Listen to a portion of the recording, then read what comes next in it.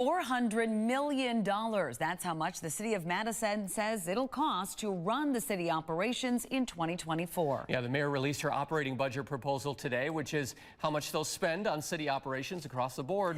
NBC 15's Marcus Arsvold joins us live here in the studio. Marcus, Mayor Rhodes-Conway says they'll spend $22 million more than they did in 2023. Right. The operating budget is what it costs the city to run their agencies like public health, the police department, libraries, and a lot more.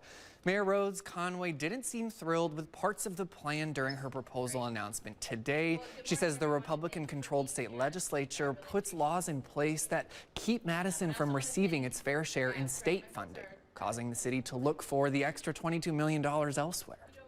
All of this forces a disproportionate and unfair over-reliance on local property taxes. Why? Because the state legislature continues to shortchange Madison. Mayor Rhodes-Conway's proposal also includes a 1% decrease that all the city's agencies can spend, so each department had to make budgetary cuts as well. Live in the studio, Marcus Arsvold, NBC 15 News.